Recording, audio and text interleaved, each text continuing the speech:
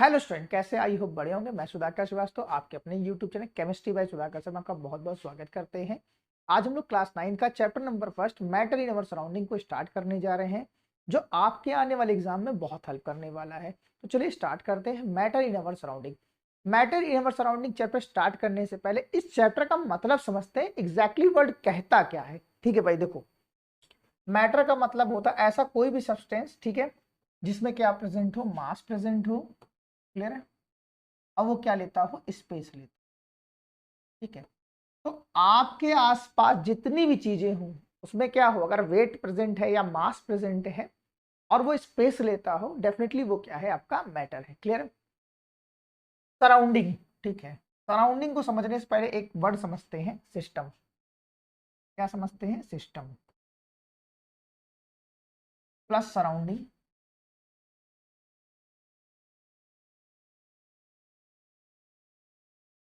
Is called universe. Is called universe. Clear है? अब देखो, अगर हम किसी भी चीज की स्टडी कर रहे हैं ना, सपोज करो हम साइंस की बुक की स्टडी कर रहे हैं, तो जो मैथ्स की बुक होगी, रिमेनिंग चीज जितनी भी रहेगी, ठीक है, वो आपकी सराउंडिंग कहलाएगी। और जिस चीज की हम स्टडी कर रहे हैं वो तुम्हारे लिए सिस्टम कहलाएगी। ठीक है, क्लियर है? चलें आगे। भाई, सिस्टम क्या होता है? ऐसा कोई भी चीज जिसकी हम स्टडी कर रहे हैं वो तुम्हारे लिए क्या कहलाएगी? सिस्टम कहलाएगी। बाकी रिमेनिंग चीज ना, रिमेनिंग चीज सिस्टम को छोड़ के बाकी तुम्हारी क्या कहलाएगी? सराउंडिंग कहलाएगी। और दोनों को मिलाने के बाद क्या होगा? यूनिवर्स की फॉर्मेशन होगी। क्लियर है? चलें आगे। चलो देखो, कह रहा है matter is anything which has मास। उसमें क्या होगा? मास। और वो क्या लेता हो? स्पेस लेता हो। ठीक है, क्लियर है? तो वो तुम्हारा क्या कहलाएगा? मैटर कहलाएगा। ठीक। All solid liquid and gas, जितने भी तुम्हारे सॉलिड हैं, लिक्विड हैं, गैस हैं ना आपके आसपास, वो सभी क्या है? आपके मैटर हैं। क्लियर है कि नहीं? क्लियर है? एग्जाम्पल देख लो, बुक, कार, लेटर। ठीक है, तो देखो भाई, ये सभी क्या है? इनका सभी का क्या है? एक मास है। और ये सभी क्या करते हैं? स्पेस लेते हैं। तो डेफिनेटली ये क्या तुम्हारे मैटर है। एक चीज ये समझते हैं, देखो, मास और वेट में केमिस्ट्री में कोई डिफरेंस नहीं होता है। क्लियर है? अगर हम जहां मास बोलेंगे तो आप अंडरस्टैंड करना वेट बोल रहे हैं, अगर वेट निकलता है तो डेफिनेटली मास। मतलब केमिस्ट्री में दोनों वर्ड सेम होते हैं। तो सर डिफरेंस कहाँ होता है? बेटा, डिफरेंस तुम्हारा फिजिक्स में होता है। क्लियर है? चलिए देखो, कह रहा है व्हेन वी से मैटर हैज मास। देखो कह रहा है, ठीक है, इट मीन्स, उसका मतलब होता है मैटर हैज क्या है? वेट। क्लियर है? अगर हम जहां मास की बात करेंगे तो डेफिनेटली वहां पे हम किसकी बात कर रहे हैं? वेट की बात कर रहे हैं। क्लियर है? और देखो, द हैवियर एन ऑब्जेक्ट, अगर किसी ऑब्जेक्ट की बात कर रहे हैं और वो हैवियर है, ठीक है, तो उसका मतलब ये होगा कि उसमें क्या है? ज्यादा मास प्रेजेंट है। क्लियर है? इट हैज, और देखो कह रहा है मैटर ऑक्यूपाइज स्पेस, वो स्पेस लेता है। इसका ये मतलब होता है उसका उतना वॉल्यूम प्रेजेंट है। क्लियर है? चले आगे। चलो देखो, अब देखो, मैटर को क्लासिफाइड किया, कैरेक्टराइज किया गया है solid, liquid and gas. Clear है? On the basis of physical state. इस चीज को समझते हैं। देखो, मैटर ना, मैटर को दो टाइप से क्लासिफाइड किया गया है। एक तुम्हारा है क्या भाई? फिजिकल। एक होता है आपका केमिकल।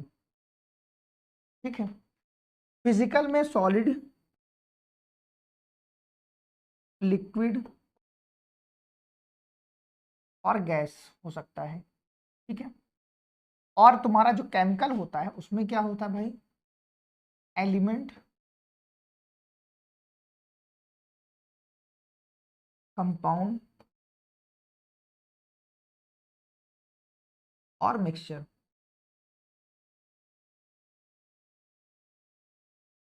क्लियर है? चले आगे। चलो, तो भाई देखो, मैटर को क्या क्लासिफाइड किया गया है? टू टाइप से क्लासिफाइड किया गया है।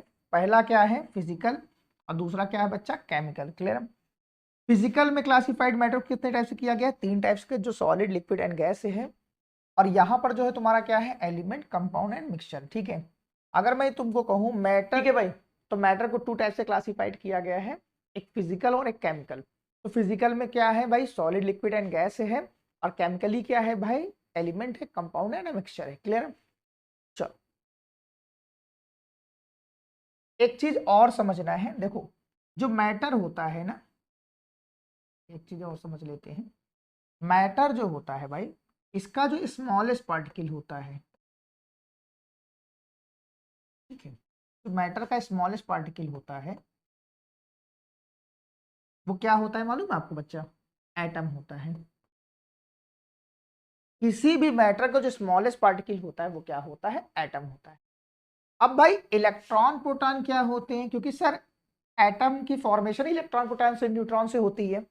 तो भाई देखो इलेक्ट्रॉन, प्रोटॉन और न्यूट्रॉन ना, ये क्या होते हैं बच्चा, सब एटॉमिक पार्टिकल होते हैं। ठीक है, क्या होते हैं, सब एटॉमिक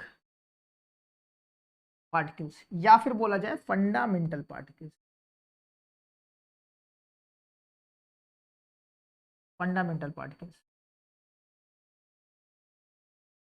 अगर मैं आपसे कहूं इलेक्ट्रॉन, प्रोटॉन, न्यूट्रॉन क्या है, तो भाई electron, proton, neutron fundamental particles है। क्लियर? और आपका जो एटम है वो क्या है, किसी भी मैटर का स्मॉलेस्ट पार्टिकल है। क्लियर है? चलो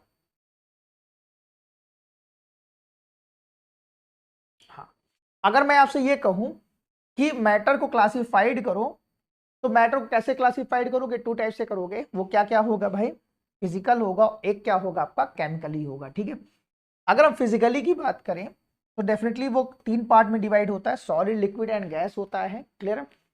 और अगर हम केमिकली की बात करें तो एलिमेंट होता है, कंपाउंड होता है और मिक्सचर होता है। ठीक है, अभी इनको बढ़िया से समझते हैं, एकदम परेशान होने की बिल्कुल भी नीड नहीं है। ठीक है, चलो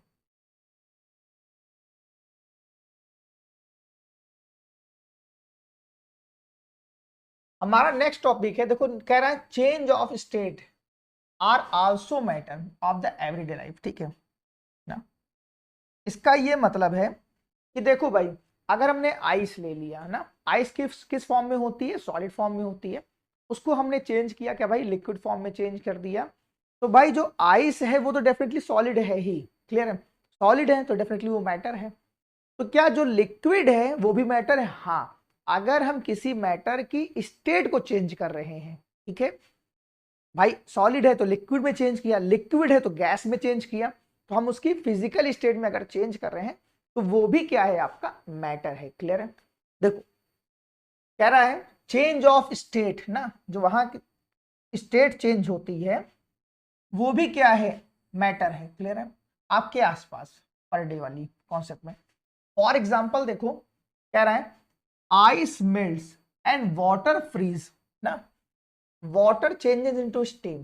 देखो आइस जब मेल्ट्स होती है ना, तो वो किस फॉर्म में चेंज होती है भाई, लिक्विड फॉर्म में चेंज होती है। और जो वाटर जब फ्रीज होता है तो वो किस फॉर्म में चेंज होता है भाई, सॉलिड फॉर्म में चेंज होता है। और जो वाटर चेंज होता है किसमें, स्टीम में, तो डेफिनेटली वो क्या प्रेजेंट किस फॉर्म में होता है, गैसियस फॉर्म में होता है।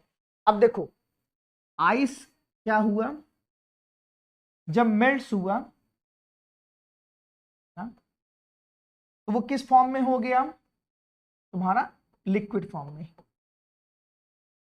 क्लियर है?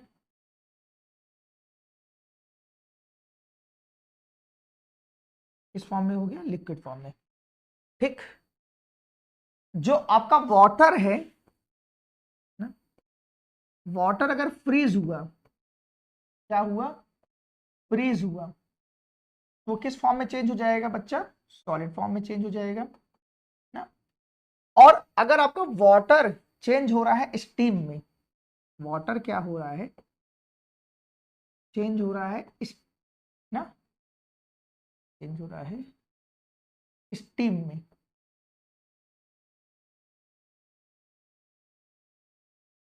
वो किस किस फॉर्म में होगा, गैसियस फॉर्म में होगा। हाँ या ना? क्लियर है? आई होप आपको इसका मतलब समझ में आया होगा। ठीक है, तो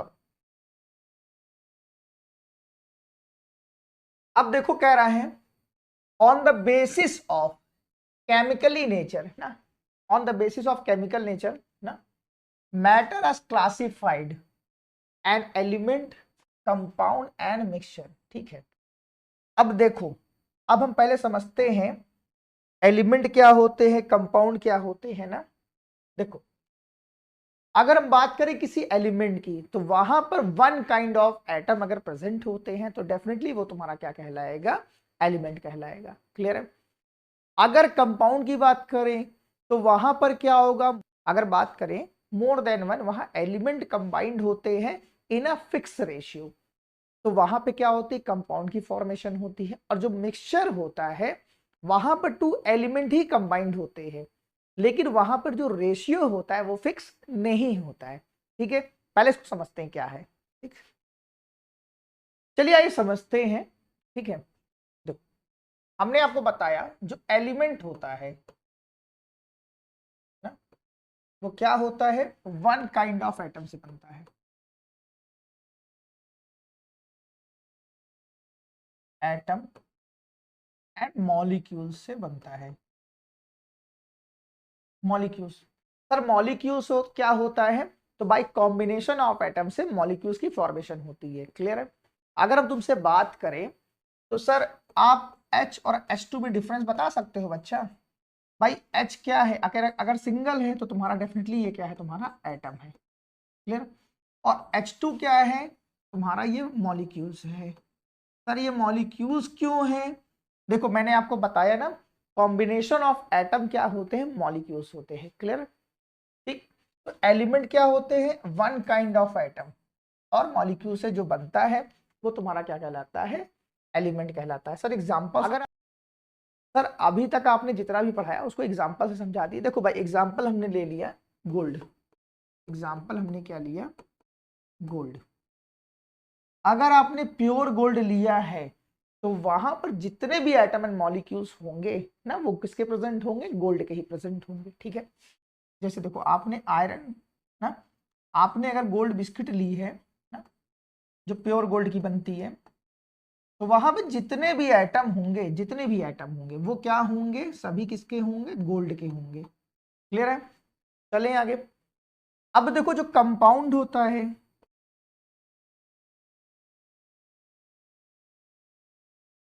यहां पर क्या होते हैं, different types of element, different types of element combine होते हैं इन फिक्स रेशियो। इनका जो रेशियो होता है वो फिक्स होता है। ठीक है सर, इसको समझा दीजिए। देखो भाई, अगर आपने लिया H2O, अगर आपने लिया क्या, H2O। क्लियर है। अब देखो, तो यहां पर देखो हाइड्रोजन और ऑक्सीजन का जो रेशियो है वो क्या है, फिक्स्ड है। सही है कि नहीं। ऐसा कभी आपने वाटर देखा है कि वहां पे फॉर्मूला लिख दिया गया हो HO2, नहीं। अगर क्या ये वाटर आप कहोगे, नहीं कहोगे। यहां पर वाटर की फॉर्मेशन के लिए यहां पर 2 हाइड्रोजन और 1 ऑक्सीजन अगर कंबाइंड होते हैं तो वाटर की फॉर्मेशन होती है। अगर ये इस रेशियो में कंबाइंड नहीं हो रहे हैं तो डेफिनेटली वाटर की फॉर्मेशन नहीं होगी। क्लियर है मेरी भाई। चलें आगे। चलो, तो सर मिक्सचर क्या होता है, तो सर मिक्सचर क्या होता है, देखो यहां पर एलिमेंट ना, यहां पर एलिमेंट एलिमेंट कंबाइंड होते हैं, बट जो इनका रेशियो है ना, वो फिक्स्ड नहीं होता है। वो क्या होता है, फिक्स्ड नहीं होता है। चलिए एग्जाम्पल इसका देख लेते हैं। देखो, जब आप गोल्ड की ज्वेलरी लेने जाते हो ना, तो वो कहता है 22 कैरेट है, 19 कैरेट है, 18 कैरेट है ना। कैरेट का मतलब होता है कि गोल्ड के साथ और अदर एलिमेंट को क्या कर दिया गया है, कंबाइंड कर दिया गया है। ठीक है भाई। तो देखो, गोल्ड के साथ बेसिकली मिलाया जाता है कॉपर। ठीक है, क्या मिला जाता है, कॉपर। और वहां पर जब कॉपर की क्वांटिटी ज्यादा होती है तो वो कैरेट में क्या हो जाता है, उसको रिप्रेजेंट किया जाता है। ठीक है, क्लियर। और आप ये समझ लीजिए कि जो आपका प्योर गोल्ड होता है उसकी ज्वेलरी नहीं बनाई जा सकती है। क्लियर है? तो आप जितनी भी ज्वेलरी पहन रहे हो उसमें कहीं ना कहीं गोल्ड हो गया, उसमें गोल्ड के साथ साथ क्या प्रेजेंट होता है, कॉपर प्रेजेंट होता है। क्लियर? चलें आगे, चलो।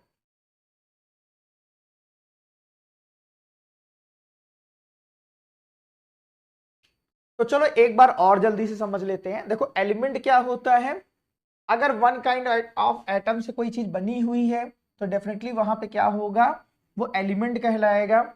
और जो एलिमेंट होते हैं और जो कंपाउंड होते हैं वो तुम्हारे क्या कहलाते हैं, प्योर सब्सटेंस कहलाते हैं।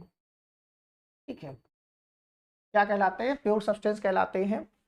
सर यहाँ पे H और H2 में डिफरेंस बता दीजिए। तो जो H होता है ये हाइड्रोजन का एक एटम है, और यहाँ जो H2 है ये वन हाइड्रोजन मॉलिक्यूल से है। क्लियर है? हमेशा याद रखना। ठीक, एग्जाम्पल हमने लिया गोल्ड, अगर हमने प्योर गोल्ड लिया है तो जितने भी वहां पे एटम होंगे या मॉलिक्यूल्स होंगे वो सभी किसके होंगे, गोल्ड के होंगे। ठीक, अगर हम कंपाउंड की बात करें तो वहां डिफरेंट टाइप एलिमेंट जब कंबाइंड होते हैं तो वहां पे जो रेशियो होता है वो क्या होता है भाई, फिक्स्ड होता है। अगर फिक्स नहीं होगा तो वो इम्प्योर हो जाएगा। ठीक है भाई, चलो और एक चीज। ठीक, अगर प्योर प्योर सब्सटेंस ना, दो प्योर सब्सटेंस मिलकर ना, टू प्योर सब्सटेंस मिलके एक इम्प्योर सब्सटेंस की फॉर्मेशन करते हैं। क्या करते हैं भाई, इम्प्योर सब्सटेंस की फॉर्मेशन करते हैं। क्लियर है? सर इसको समझा दीजिए। देखो भाई, आपने गोल्ड ले लिया ना, और उसके साथ आपने क्या ले लिया, कॉपर ले लिया। क्लियर है?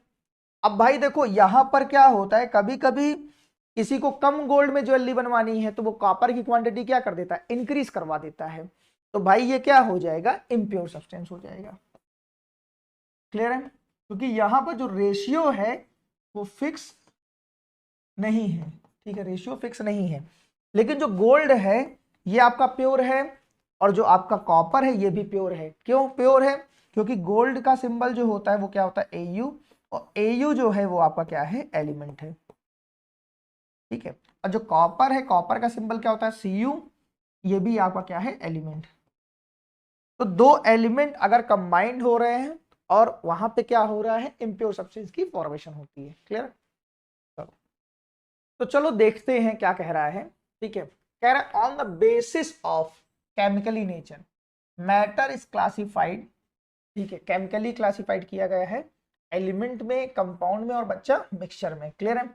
एग्जांपल देखिए, कह रहा है element and compounds are pure substance. ठीक है, एलिमेंट और कंपाउंड जो होता है वो प्योर सब्सटेंस होता है। क्यों होता है, क्योंकि वन काइंड ऑफ एटम से फॉर्म होता है। और जो मिक्सचर होता है ना, वो टू और मोर इम्प्योर सब्सटेंस से फॉर्म होता है।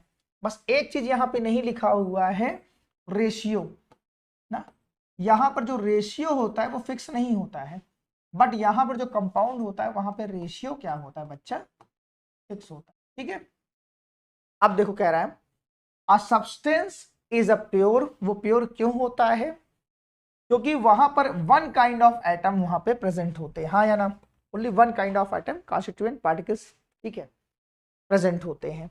जैसे देखो वहां पे क्या है, example water, iron, gold and copper. Clear है?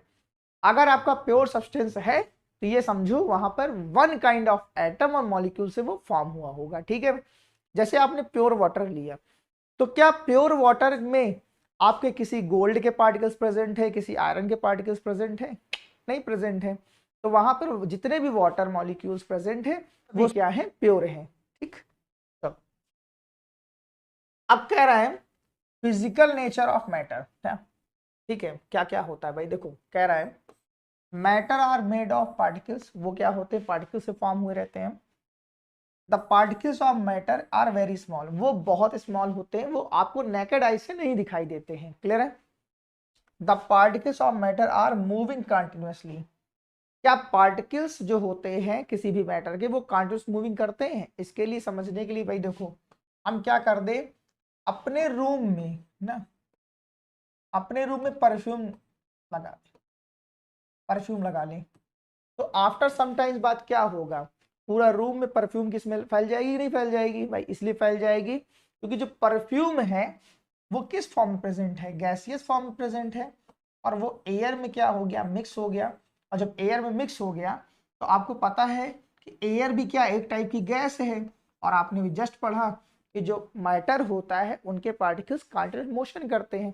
तो भाई एयर में क्या हो गई है? परफ्यूम की मिक्सिंग हो गई है, और एक जगह से वो दूसरी जगह तक पहुंच गए हैं। क्लियर भाई? चलो, हमारा नेक्स्ट कह रहा है particles of matter have space between, उनके बीच में क्या होता है? स्पेस प्रेजेंट होता है। ठीक है, अब कुछ बच्चे कहेंगे सर सॉलिड के अंदर नहीं होता है। होता है बेटा, लेकिन बहुत कम क्वांटिटी में होता है। ठीक है, particles of matter attract to each other ना, जितने भी पार्टिकल्स होते हैं वो एक दूसरे को क्या करते हैं? अट्रैक्ट करते हैं। क्लियर है? चले आगे, चलो हमारा नेक्स्ट कह रहा है all the matters made of particles are very small and can not be seen by naked eyes. जितने भी तुम्हारे मैटर के पार्टिकल्स होते हैं वो इतने स्मॉल होते हैं कि भाई उनको नेकेड आइज से नहीं देखा जा सकता। फिर देखा किससे जा सकता है? भाई माइक्रोस्कोप से। ठीक है भाई, क्लियर है? नेकेड आई से बिल्कुल नहीं देख सकते। अगर देख सकते हो तो ये बताओ तुम्हारे रूम में कितने ऑक्सीजन के पार्टिकल्स तुम्हारे आसपास घूम रहे हैं? नहीं दिख रहा है भाई। क्यों नहीं दिख रहा है? क्योंकि पार्टिकल इतने छोटे हैं कि वो तुमको नेकेड आई से दिखा ही नहीं देंगे। ठीक भाई, चलो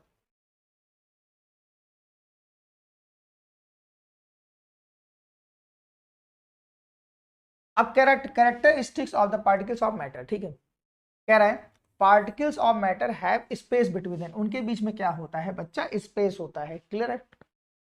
और देखो कह रहा है gases can be compressed a lots because of the space between them. ठीक है भाई, देखो जो तुम्हारा सॉलिड होता है इनके बीच में स्पेस बहुत कम होता है, तो इसको कंप्रेस किया ही नहीं जा सकता, या किया भी जा सकता है तो बहुत कम। ठीक, इसी तरीके से जो लिक्विड होता है ना, उसको भी बहुत कम क्वांटिटी में कंप्रेस किया जा सकता है, क्योंकि उनके बीच में भी जो स्पेस होता है बहुत ज्यादा तो होता नहीं है। लेकिन जो बच्चा तुम्हारा जो सॉलिड सॉरी जो आपका गैस होता है, इनके बीच में जो स्पेस होता है वो बहुत ज्यादा होता है। और भाई अगर स्पेस ज्यादा है तो डेफिनेटली उसको उतना ही ज्यादा कंप्रेस्ड किया जा सकता है। ठीक है भाई, क्लियर है? अब देखो, ठीक है भाई, अब समझते हैं। देखो जो सॉलिड होता है ना, उनके इस स्पेस क्या होता है? बहुत मिनिमम होता है। अगर स्पेस मिनिमम होगा उनको कंप्रेस्ड नहीं किया सकता है, हाँ या ना? अगर कंप्रेस्ड करोगे तो वो टूट जाएंगे। ठीक है, उनको कंप्रेस्ड नहीं किया सकता है। क्लियर? वहीं अगर बात किया जाए लिक्विड, तो लिक्विड में भी क्या होता है? स्पेस बहुत कम होता है। ठीक है, स्पेस मिनिमम होता है। ठीक है, लेकिन अगर बात की जाए तो सॉलिड से ज्यादा होता है। ठीक है, उनको भी बहुत ज्यादा कंप्रेस नहीं किया सकता।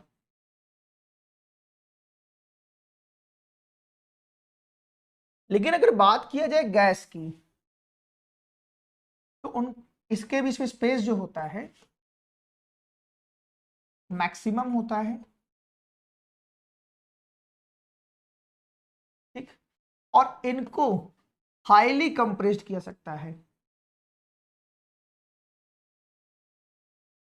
इनको क्या किया जा सकता है? हाईली कंप्रेस्ड किया सकता है। क्लियर? अब देखो जब गैस को हाईली कंप्रेस्ड करते हो ना भाई, तो ये किस में चेंज हो जाएगी? लिक्विड में चेंज हो जाएगी। क्लियर है? सर हम नहीं मानते। आप देखो जो एलपीजी गैस होती है ना, एलपीजी गैस, देखो यहां दो वर्ड बना है, लिक्विफाइड पेट्रोलियम गैस ना। यहां पर जो गैस होती है ना सिलेंडर में, उसको क्या कर दिया जाता है? हाईली कंप्रेस्ड कर दिया जाता है। और जब हाईली कंप्रेस्ड कर दोगे तो ये किस में चेंज हो जाती है? लिक्विड में चेंज हो जाती है, हाँ या ना? क्लियर है? और जब हाईली कंप्रेस्ड कर दोगे तो वो लिक्विड में चेंज हो गई। फिर जब रेगुलेटर हम ऑन करते हैं, देखा ना गैस सिलेंडर में क्या लगा रहता है? रेगुलेटर ऑन लगा रहता है। तो जब हम उसको ऑन करते हैं तो वो प्रेशर को क्या करता है? कम करता है। और जब प्रेशर को कम करेगा तो डेफिनेटली वो अगेन किस में आ जाएगी? गैसियस फॉर्म में आ जाएगी। ठीक है, क्लियर है? आपने देखा होगा वो जो लाइटर आता है ना, जो क्या नाम है, देखा होगा इतना बड़ा सा लाइटर आता है ना, तो उसमें देखा होगा कि वही गैस प्रेजेंट होती है जो सिलेंडर में होती है, बट वो किस फॉर्म में होती है? लिक्विड फॉर्म में होती है। क्लियर है? चलो अब हम समझने चलते हैं इंटरमोलिकुलर फोर्स। देखो अगर दो बेस्ट फ्रेंड है ए और बी ना, क्लियर है, तो इनके बीच में एक बहुत अच्छा फोर्स ऑफ अट्रैक्शन जनरेट होता है, हाँ या ना, क्लियर है, जो आपको दिखाई नहीं देता है लेकिन इनके बीच में फोर्स ऑफ अट्रैक्शन होता है दो बेस्ट फ्रेंड के बीच पे, क्लियर है। देखो भाई, the characteristic property of the different state of matter depend on the intermolecular force ना। अगर हम बात करें, अगर कोई ए और बी पार्टिकल्स हैं, ठीक है, उनके बीच में बहुत ज्यादा फोर्स अट्रैक्शन है, अगर बहुत ज्यादा फोर्स अट्रैक्शन है तो डेफिनेटली ये तुम्हारा क्या कहलाएगा, सॉलिड, क्लियर है, ठीक है भाई, ये क्या कहलाएगा, सॉलिड। अगर ए और बी के बीच में, ठीक है, थोड़ा सा कम फोर्स अट्रैक्शन है तो डेफिनेटली ये तुम्हारा क्या कहलाएगा, लिक्विड कहलाएगा। और अगर ए और बी के बीच में बिल्कुल फोर्स अट्रैक्शन नहीं है, ए और बी के, अगर ए और बी के बीच में बिल्कुल फोर्स अट्रैक्शन नहीं है तो डेफिनेटली ये तुम्हारा क्या कहलाएगा, गैस। और इसी फोर्स अट्रैक्शन को बोलते हैं क्या, इंटरमोलिकुलर फोर्स, हाँ या ना, क्लियर है। चलें आगे, चलो अब हम डिस्कस करने चल रहे हैं डिफ्यूजन, ठीक है भाई।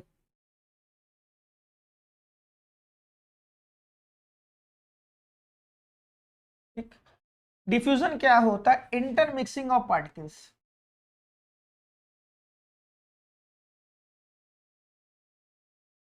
Intermixing of particles is called क्या, डिफ्यूजन, क्लियर है।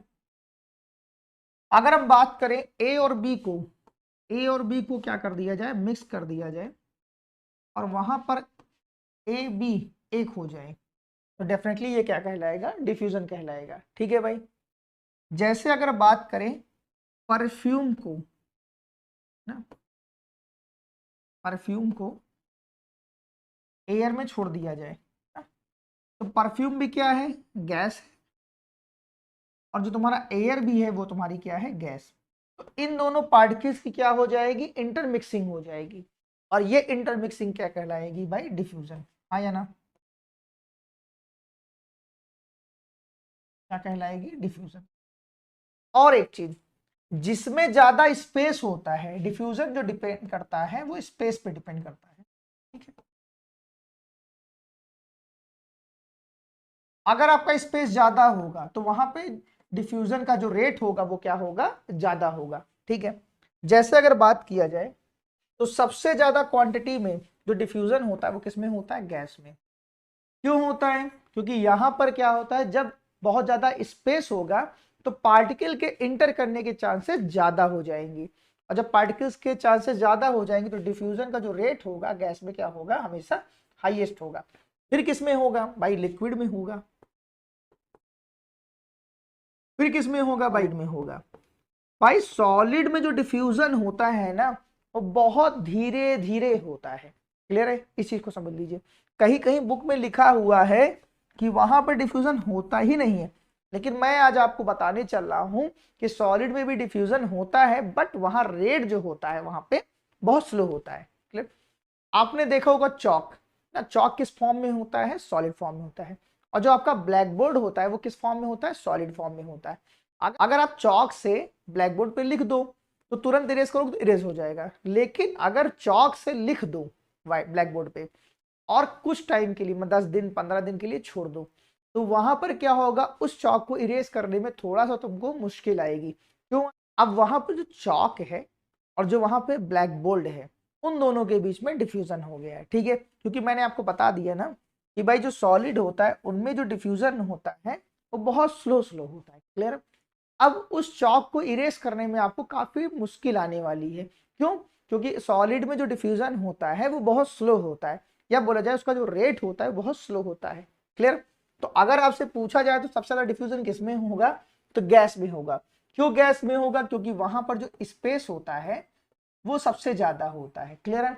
अगर मैं आपसे ये पूछूं कि डिफ्यूजन का स्पेस के साथ क्या रिलेशन है, तो भाई एकदम डायरेक्ट रिलेशन है। मतलब अगर हम बोले स्पेस इंक्रीज करेगा तो डिफ्यूजन भी इंक्रीज करेगा, हाँ या ना। चलो ठीक, हम लोग समझने चल रहे हैं इवेपरेशन, ठीक है भाई, क्या समझने चल रहे हैं, इवेपरेशन।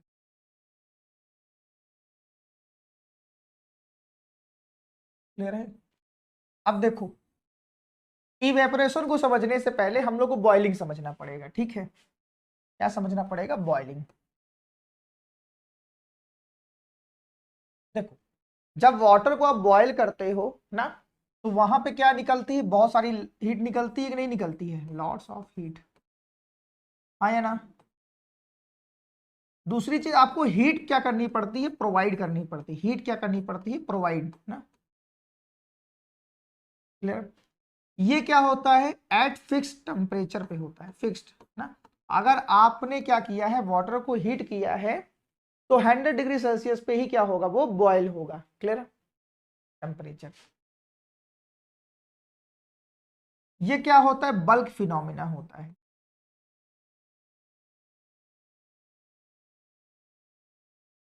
ये क्या होता है? बल्क फिनोमिना होता है।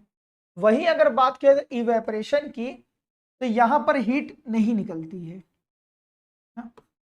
सर पहले इवेपोरेशन का एग्जांपल दे दीजिए। देखो, इवेपोरेशन का एग्जांपल दे दीजिए। देखो, मम्मी जब घर में पोछा मारती है ना, तो वो भी किसका एग्जांपल? इवेपोरेशन का। क्लियर है? क्योंकि भाई देखो, दोनों कंडीशन में ना वाटर किस में चेंज होता है? गैस में चेंज होता है। ठीक, यहां पर जो होता है, वाटर किस में चेंज होता है भैया? गैस में चेंज होता है। दोनों में सिमिलरिटी क्या है? वाटर गैस में चेंज होता है, वाटर गैस में चेंज होता है। लेकिन बॉइलिंग में क्या होता है? वहां पे लॉट्स ऑफ हीट निकलती है, हीट प्रोवाइड करना पड़ता है, एट फिक्स टेम्परेचर पे होती है, और ये क्या है? बल्क फिनोमिना है। ठीक, वहीं अगर बात किया जाए इवेपोरेशन, जब देखो मम्मी पोछा लगाती है ना, तो वहां बहुत ज्यादा हीट तो निकलती नहीं है, तो हीट वहां पे निकलती नहीं। ठीक, दूसरी चीज, आपको हीट जो होगा वो प्रोवाइड भी नहीं करना है ना। वहां पे जो लिक्विड होता है ना, लिक्विड होता है, वो अपनी सराउंडिंग से हीट क्या करती है? एब्जॉर्ब कर लेती है। और जब सराउंडिंग से हीट एब्जॉर्ब कर लेगी, तो वो फिर क्या हो जाता है? लिक्विड से गैस में कन्वर्ट हो जाता है। क्लियर? ये तो बिलो द बॉइलिंग पॉइंट होता है, बिलो द बॉइलिंग पॉइंट होता है।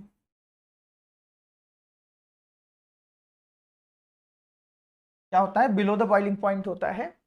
और ये जो होता है सरफेस फिनोमिना होता है।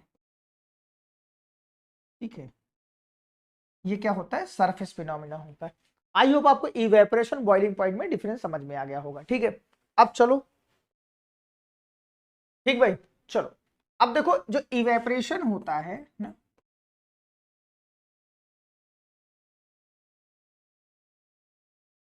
इसमें क्या होता है? वाटर चेंज होता है, इसमें गैस में। बिलो द बॉइलिंग पॉइंट होता है,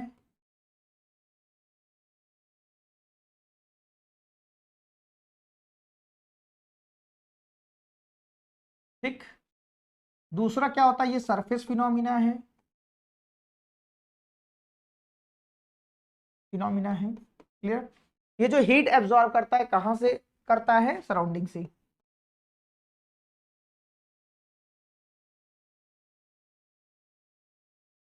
बाय सराउंडिंग। क्लियर है? चले आगे। ठीक है, ये तुम्हारा क्या होता है? इवेपोरेशन होता है। ठीक, अब देखो, इसके कुछ फैक्टर्स होते हैं, फैक्टर समझते हैं। देखो, फैक्टर अफेक्टिंग,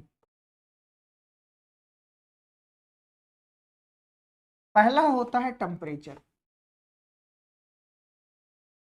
आपने देखा होगा कि गर्मियों में पोछा जल्दी सूख जाता है। क्यों? क्योंकि टेम्परेचर क्या होता है? हाई होता है। ठीक, अगर हम ये बोले टेम्परेचर हाई होगा, तो इवेपोरेशन भी क्या होगा?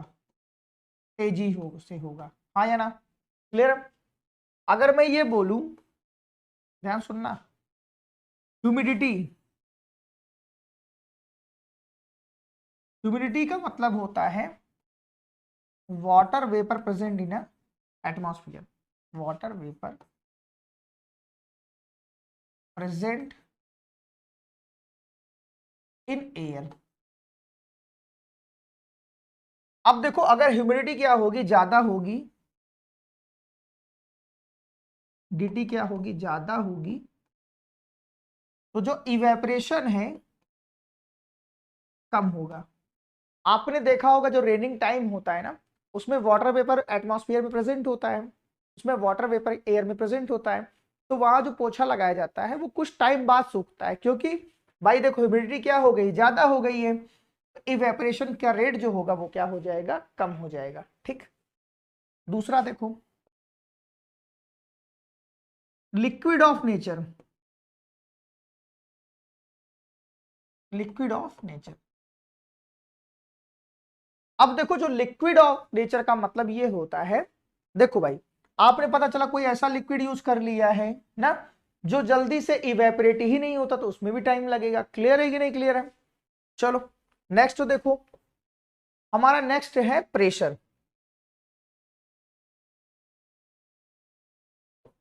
देखो इवेपोरेशन जो होता है प्रेशर के इनवर्सली होता है। इनवर्सली का मतलब जस्ट अपोजिट होता है। अगर इवेपोरेशन तेजी से होगा तो प्रेशर क्या होगा, वहां पे कम होगा। हाँ या ना? क्लियर है? ये लाइन जरूर इंपॉर्टेंट कर लेना। ठीक, आई होप आपको इवेपोरेशन बढ़िया से समझ में आ गया होगा। ठीक है, चलो अब समझने चल रहे हैं मटके का पानी जो होता है वो ठंडा कैसे होता है। क्लियर?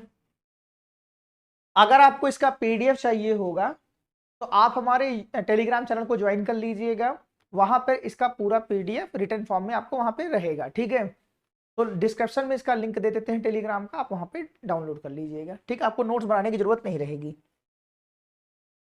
अब चल रहे हैं जो मटका होता है ना का पानी क्यों ठंडा होता है। भैया बहुत इंपॉर्टेंट होने वाला है ये चीज समझना। देखो आपने एक मटका लिया, ठीक, इसमें बच्चा जो होते हैं बहुत छोटे छोटे पोर्स होते हैं। पोर्स मतलब छोटे छोटे होल होते हैं, छेद होते हैं। ठीक है, वो छेद आपको दिखाई नहीं देंगे और इतने बड़े भी नहीं होते कि उसमें वाटर क्या हो जाए, बाहर आ जाए। क्लियर? अब देखो इसमें छोटे छोटे क्या होते हैं, पोर्स होते हैं। क्लियर?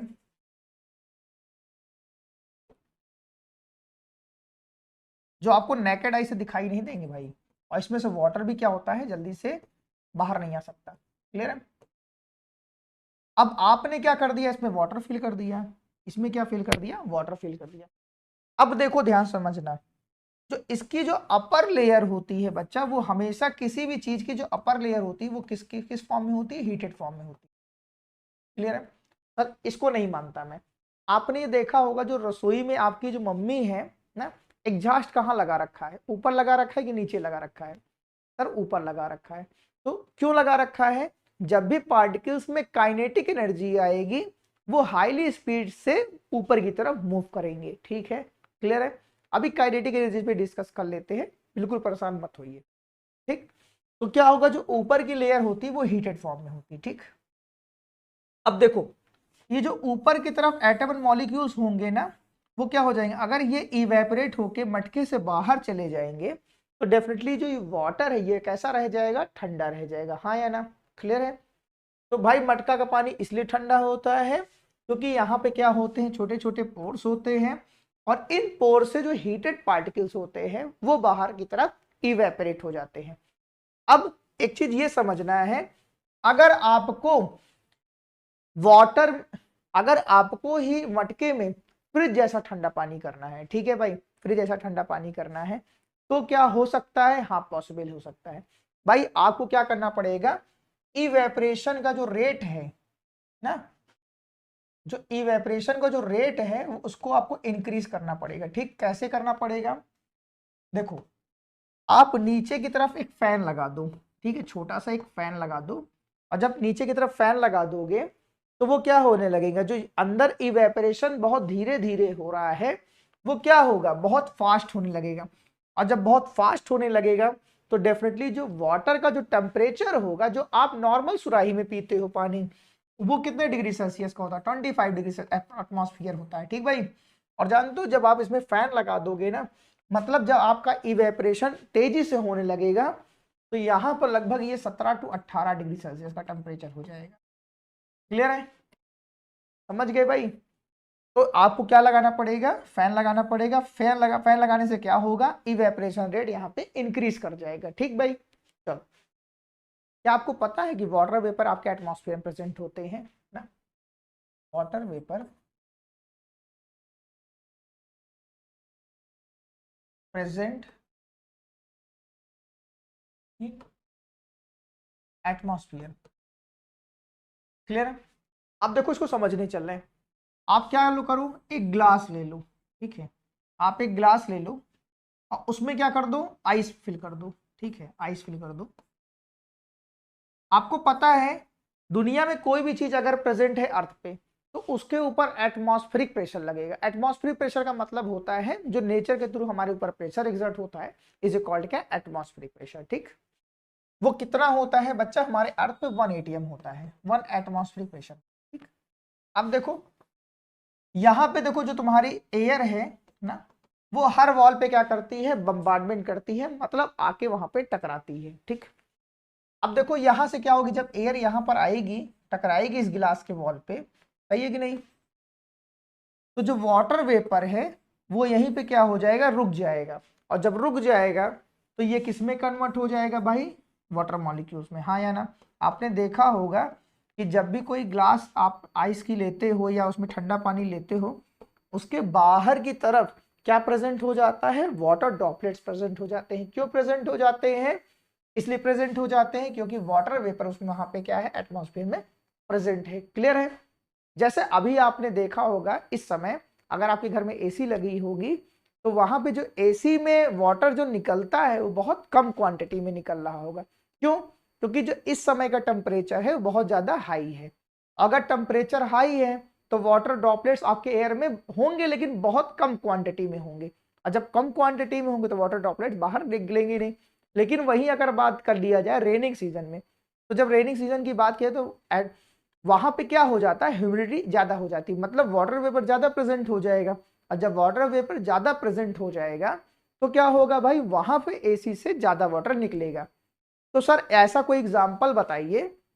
तो मैं आपको एक ऐसी चीज बताने जा रहा हूं कि आपके एसी से अभी कि इस समय ज्यादा क्वांटिटी में वाटर रिमूव होगा। आप एक काम करना, पूरा कमरा जिसमें एसी लगी है उसको पानी से धो देना और फैन चला देना। ठीक है, जब आप फैन चला दोगे तो वहां पे क्या हो जाएगा, उस रूम में इवेपरेशन होने लगेगा, मतलब जो वहां पे एयर है उसमें क्या प्रेजेंट हो जाएंगे, वाटर वेपर प्रेजेंट हो जाएंगे। वो आएंगे कहां से, वही जो आपने पानी क्या किया है, फैलाया हुआ है, वो क्या होने लगेंगे, इवेपरेट होने लगेंगे। ठीक है भाई, और एसी क्या करेगा, उसे एब्जॉर्ब करेगा, और जब एब्जॉर्ब करेगा तो उसे कंडेंस करेगा, जब कंडेंस करेगा तो वो वाटर में क्या हो जाएगा, कन्वर्ट हो जाएगा। करके देखिएगा, अच्छा लगेगा। ठीक है, चलो।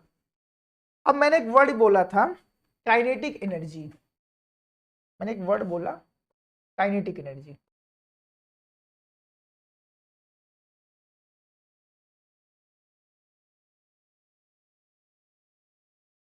अगर मैं आपसे बात करूं, आप लंच क्यों करते हो भाई, अगर लंच हम नहीं करेंगे तो कुछ टाइम बाद क्या होंगे, हम बेहोश हो जाएंगे, गिर जाएंगे, या हमारी बॉडी में काम करने की एनर्जी नहीं रहेगी। मतलब जो पार्टिकल्स होता है उनको भी मूव करने के लिए एक एनर्जी की नीड होती है जिसको हम लोग बोलते हैं काइनेटिक एनर्जी। ठीक, अब सपोज करो अगर ए पार्टिकल है, ए को यहां पहुंचना है, बी पहुंचना है, तो इसकी काइनेटिक एनर्जी आपको क्या करना पड़ेगा, इंक्रीज करना पड़ेगा। हाँ या ना? आपने देखा होगा कि गर्मियों में ना, गर्मियों में जो मॉर्निंग टाइम होती है वहां पे टेम्परेचर क्या होता है, लो होता है। टेम्परेचर क्या होता है, हमेशा लो होता है। तो वहां पर मॉर्निंग सेशन में आपकी जो एयर होती है उतनी तेज नहीं चलती है। बट अगर बात किया जाए जब 12 बजे के आसपास होता है, जब टेम्परेचर एकदम हाई होता है, देखा है ना, देख, तो वहां पे क्या होती है, जो पार्टिकल्स होते हैं वो हाईली स्पीड से मूव करते हैं। क्यों करते हैं, क्योंकि भाई टेम्परेचर क्या हो गया, हाई हो गया है, और टेम्परेचर जब हाई हो गया है तो वो पार्टिकल्स क्या करेंगे भाई, एनर्जी को एब्जॉर्ब करेंगे, और जब पार्टिकल्स की एनर्जी ज्यादा हो जाएगी तो वो हाईली स्पीड से क्या करेंगे, मूव करेंगे। ठीक है भाई, इंपॉर्टेंट बनेगा, और किसी भी एग्जाम में अगर ये चैप्टर आ रहा है तो ये इंपॉर्टेंट टॉपिक है। ठीक, क्या समझने चल रहे हैं, लैटेंट हीट।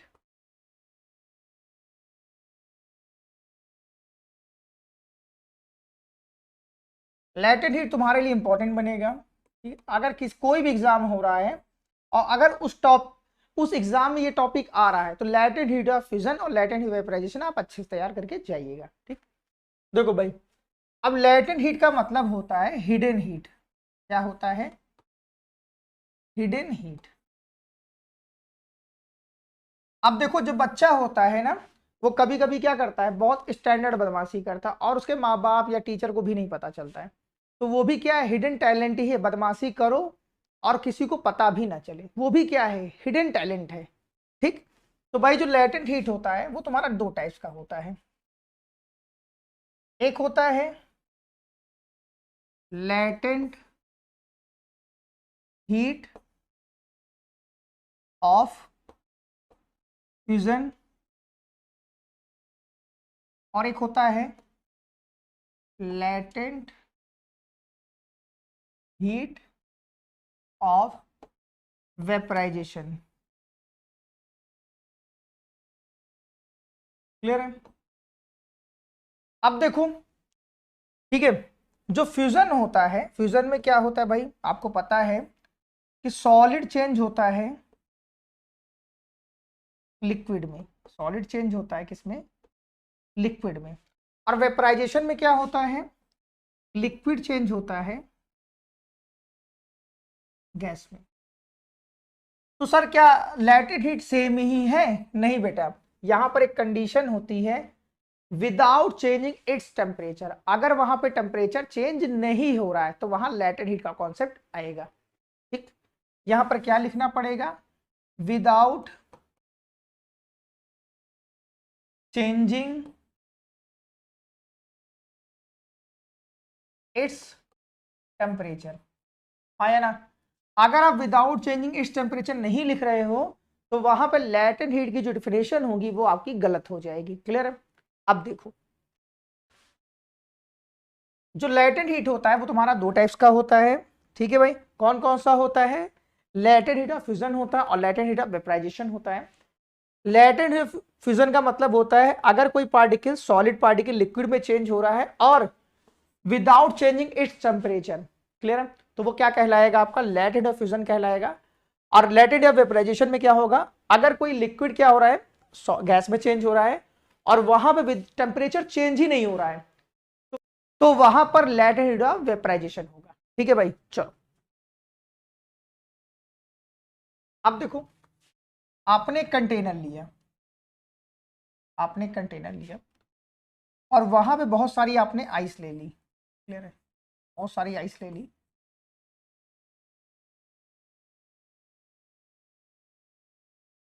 और थर्मामीटर बच्चा लगाया आपने यहाँ पे, तो इसकी जो रीडिंग होगी वो कितनी होगी, 0 डिग्री सेल्सियस। इसका जो टेम्परेचर दिखा रहा होगा वो 0 डिग्री सेल्सियस दिखा रहा होगा। हाँ या ना? अब देखो भाई, आपने क्या किया, यहां पर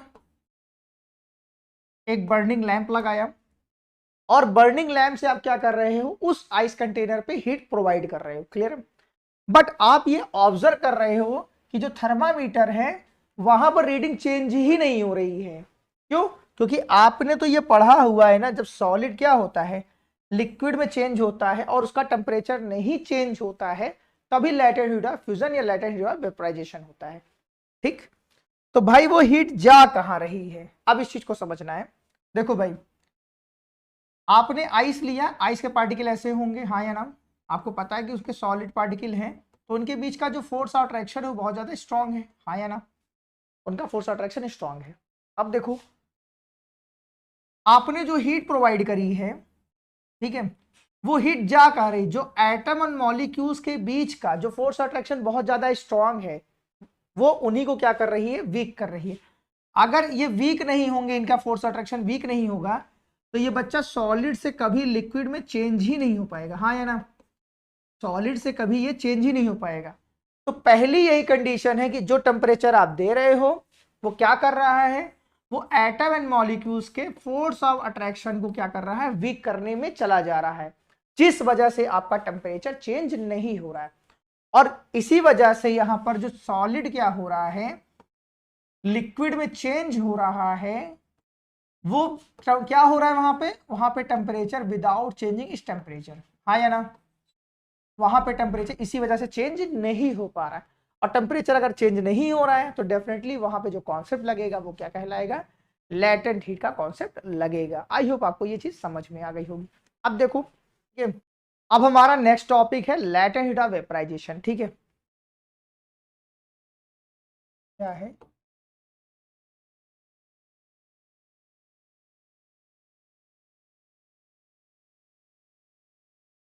वेपराइजेशन? देखो वेपराइजेशन में क्या होगा, लिक्विड चेंज होगा, किसमें चेंज होगा भाई, गैस में, या बोला जाए वेपर में। अगर लिक्विड चेंज हो रहा है गैस में या वेपर में, और वहां पर आपने ये ऑब्जर्व किया कि वहां टेम्परेचर क्या है, चेंज नहीं हो रहा है, हाँ या ना, टेम्परेचर चेंज नहीं हो रहा, बोला जाए without changing its temperature, without changing its temperature, तो वहां पे क्या कहलाएगा, लैटेंट हीट ऑफ वेपराइजेशन कहलाएगा। क्लियर है, चलो इसको समझते हैं। आपने एक कंटेनर लिया, ठीक, और जो आपने ये वाटर लिया है उसका टेम्परेचर मेंटेन आपने कर दिया है कितना डिग्री सेल्सियस तक, 100 डिग्री सेल्सियस। 100 डिग्री सेल्सियस उसका क्या होता है, बॉइलिंग पॉइंट होता है, ठीक है, 1 एटमॉस्फेयर पे। अब देखो भाई 100 डिग्री सेल्सियस में जितने भी यहाँ पर एटम एंड मॉलिक्यूल्स होंगे, हाँ या ना, क्लियर है, इनका भी टेम्परेचर क्या होगा, 100 डिग्री सेल्सियस होगा, और इनका भी टेम्परेचर 100 डिग्री सेल्सियस होगा, जो यहाँ पे वाटर प्रेजेंट होगा। अब जो आप हीट प्रोवाइड कर रहे हो ना, वो जा कहाँ रही है, सपोज करो आपके लिक्विड के पार्टिकल ये आले हैं, हाँ या ना, सही है ना, क्योंकि सॉलिड के पार्टिकल से थोड़ा सा फोर्स अट्रैक्शन इनका थोड़ा सा वीक होता है। आपने क्या किया, हीट प्रोवाइड करना स्टार्ट किया ना, तो भाई ये हीट जा कहाँ रही है, वो हीट क्या कर रही है, इन्हीं के जो बीच में जो फोर्स ऑफ अट्रैक्शन है उनको वीक करने में चली जा रही है, और इस वजह से जो आपका टेम्परेचर है वो क्या है, कांस्टेंट है, मतलब वहां टेम्परेचर चेंज नहीं हो रहा है। जब क्या हो रहा है, लिक्विड से गैस की फॉर्मेशन हो रही है, लिक्विड से गैस की फॉर्मेशन हो रही है, और वहां पे टेम्परेचर क्या है, चेंज नहीं हो रहा है, तो इज इक्वल क्या, latent heat of vaporisation. Clear है। आई होप आपको वीडियो अच्छा लगे तो वीडियो को लाइक करिए, चैनल को सब्सक्राइब करिए और शेयर करिए। Thank you.